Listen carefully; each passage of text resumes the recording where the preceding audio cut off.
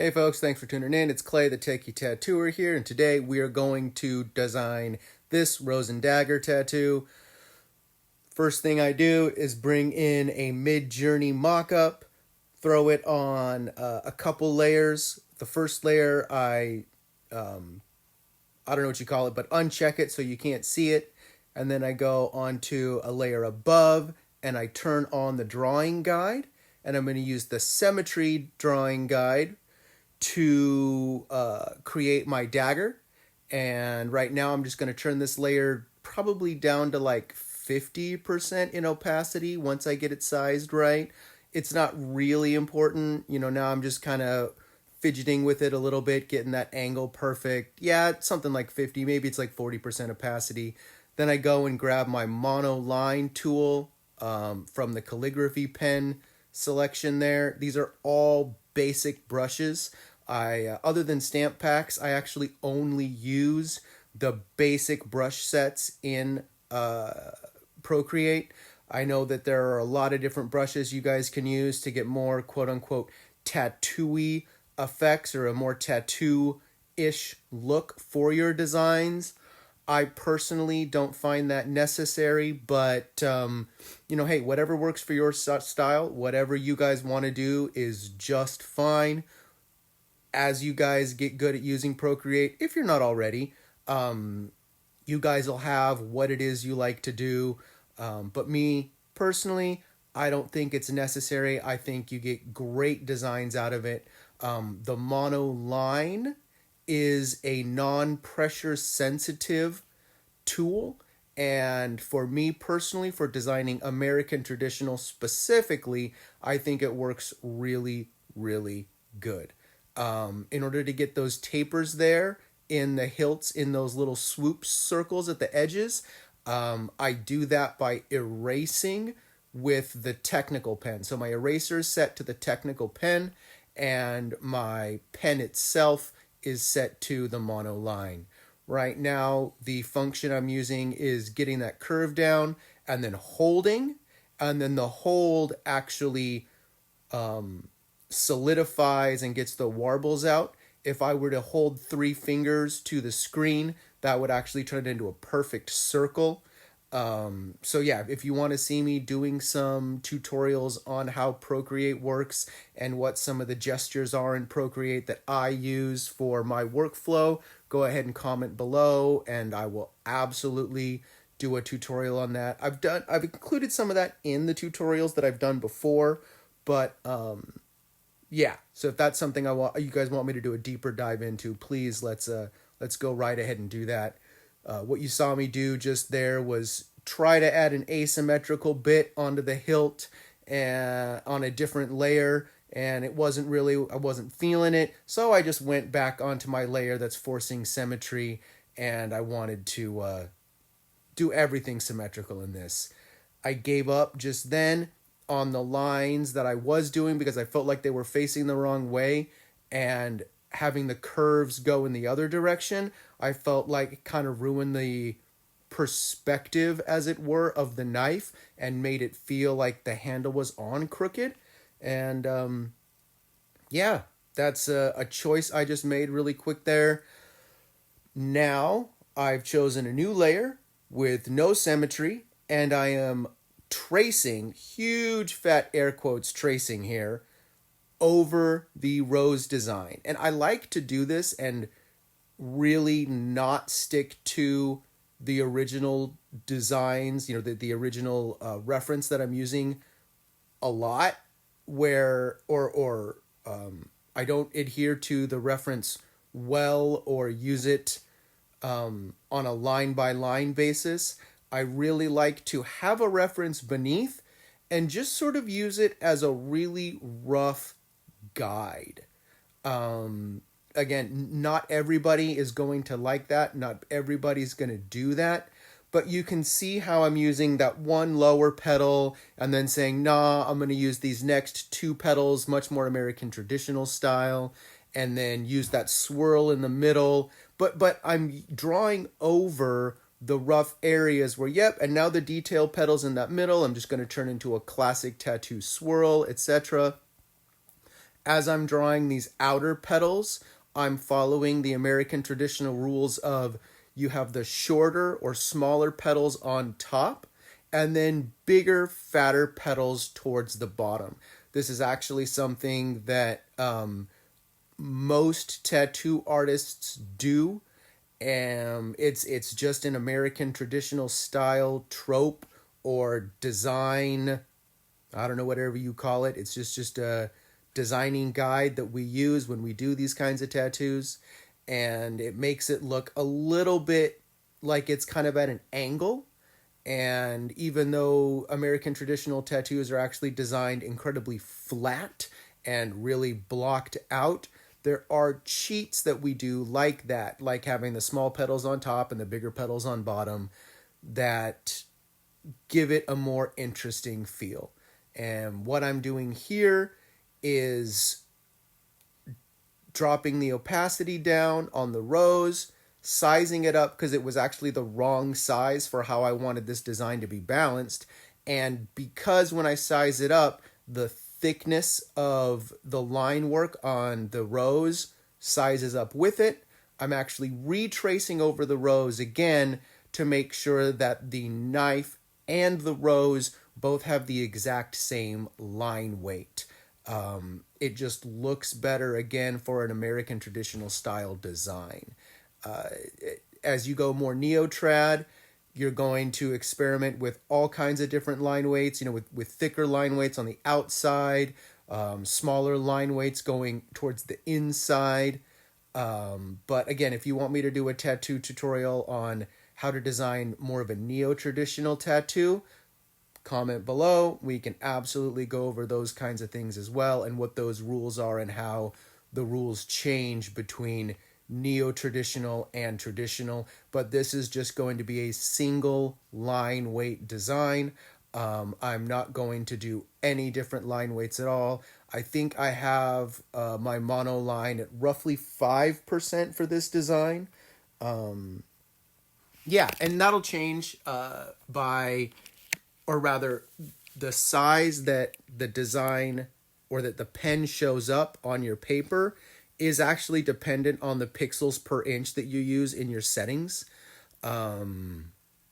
Yeah, but again, if you want me to explain some of that stuff more in depth and show you how the settings and how your pixels per inch changes the size of each specific pen, we can absolutely do that. But again, there's also tons of tutorials out there showing how that works, and you can just go ahead and do a search on YouTube for how pixels per inch changes the size of my specific pen. So I've re-outlined my rows, and because I keep everything on separate layers, as you can see there, I'm going to create a new layer and put the leaves on. And then I've explained this before, but how I like to do it is draw the entire shape and then erase out the overlapping lines. And I do that because I personally find that I get smoother curves and better edges. That's just my process and how I like to do things. So what you're going to see is me ignoring all my lower lines, ignoring the dagger, and just going through and placing leaves all over this design in what I consider to be a balanced way, right? So you've got the leaves up in that upper left, so now I'm going to stick some leaves on the lower right.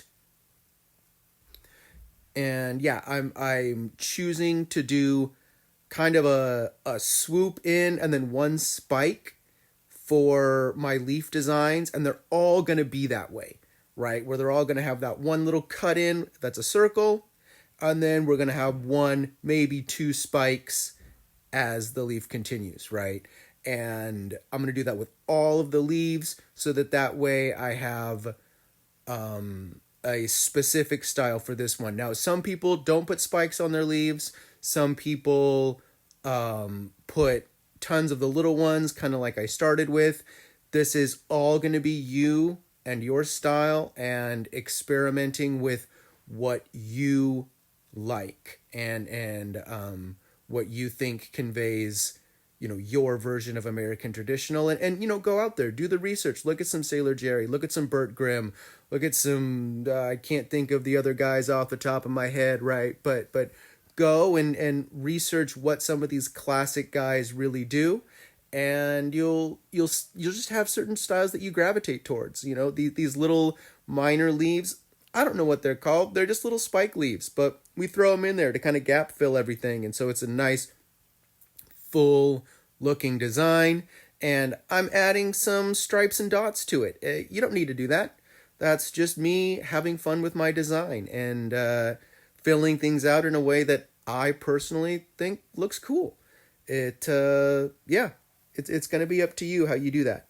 And so there we go. That's my rose with the leaves on a completely separate layer. I'm duplicating the dagger and the rose so that when I go through and erase, I can actually go back to the original just in case I make any erase steps and I end up not liking the choices that I've made. And so I duplicate those and then check the box to get them out of my way. And now I make sure that, I don't have any symmetry on and stuff like that. You'll see me turn the symmetry off when I get to the dagger, because when you duplicate a layer that has symmetry, it duplicates the symmetry setting as well. And so now I'm just going through and erasing out the lines that I want to get rid of from the dagger, or from the dagger. I just erased the rose. You can see, oops, forgot to turn off symmetry. So now I'm turned off the symmetry, and I can actually get right up to the lines of the rose that I want to keep. And I'm just going to go back and forth. I'm zooming out or backing away from the design to look at it from a further away perspective to make sure it is coming out the way I want. I've now turned off the lower reference layer to make sure that that's what I'm looking for. And since this is now the design I want, I've squished everything down onto one layer. I'm going to turn it into the reference layer. As you just saw, it's now the reference layer. And that's a selection you can get by just holding down on the picture in the layer. And then it'll pop up a menu on the left-hand side. And you can select reference layer. And that means every time I use the automatic selection function, like you just saw, it will grab the shapes from the layer marked as reference, even though you're drawing on a separate layer. So that the black shading that I'm drawing on right now is actually on a different layer. You never want to do your black shading on your line work layer, because then when you try to print out your stencil, you've got these giant black smudges everywhere, and that's no good. And so to use Procreate correctly, big air quotes in my mind, right? To use it correctly and make your life easier, always make sure that you're doing your shading on that separate layer. As you can see there, my layer is below the line work layer. That's a personal preference. You don't have to put it below it. You could put it above it, but I just like it's a system I use, and don't fix it if it ain't broke, I guess. So now I am just using classic American traditional rules of you butt the shading right up against the lower part, and then as you get towards the edges of a design, you don't have the shading towards the upper or outer edges. Again, if you want me to do a video on what the rules are for how to shade an American traditional design, let me know. But you can kind of see me following those rules in these little spikes I'm shading in, where even though it doesn't actually follow like a lighting scheme, I'm shading on the outer edge of the spike and shading in up until the little spike, and then shading the little spike and having the shine part or the empty skin be over the next small spike, so that way you get nice separation and you don't have two black areas butted up against each other, right? So that you have the nice skin break, and then you start a new section of shading, quote unquote, underneath the big spike with the small spike. And now I'm just using the automatic tool and the color dropper function, going up to my little color selector there and sliding over the colors I just want to drop into each individual piece. And this works great when you've got the reference layer on. You don't even have to select these layers sometimes. I'm not actually being the most efficient with this. I should be able to just drag them over. But yeah, I must be a little bit tired and I'm not being super efficient. I'm probably watching TV while doing this, let's be honest. Yeah, now I am adding skin breaks to the edges of the flower petals. You don't have to do this.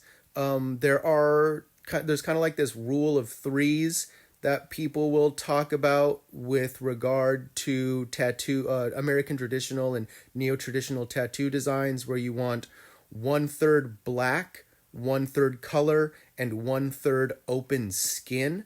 But you'll see, especially in more like neo-trad designs, that a lot of folks don't stick to that exactly.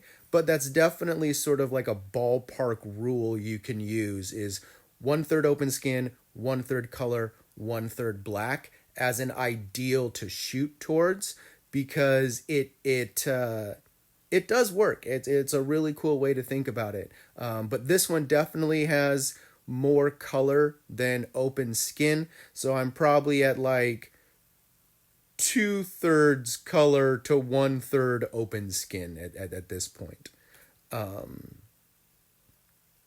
Yeah.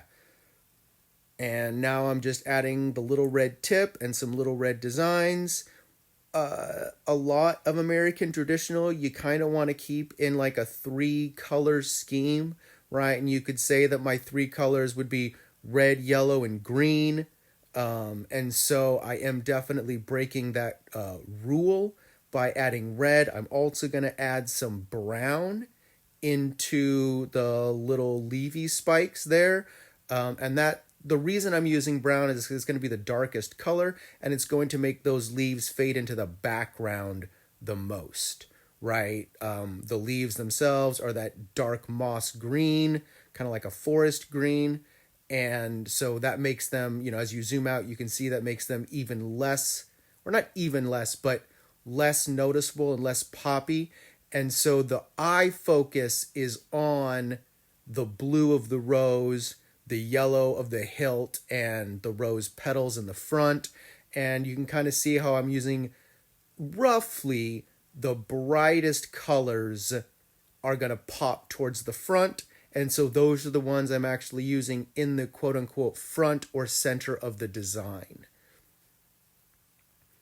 And now I'm just going through, adding a little bit more skin breaks in that red so that I don't have these big solid colors, and it goes with the black shading that I designed for the hilt in the top and the bottom of the handle. Yeah, so we're like 90% done here. You're just going to see me go ahead and put a little bit of black shading on the blade here, and then I'm going to go through and put the brown shading in the spikes, and that's it, folks. This design is pretty much ready to go. Yeah, exactly. Start a new layer. I don't know if you noticed there, because I'm going a little bit fast. I think I've got this on 2x speed, but I've got every single color on its own separate layer.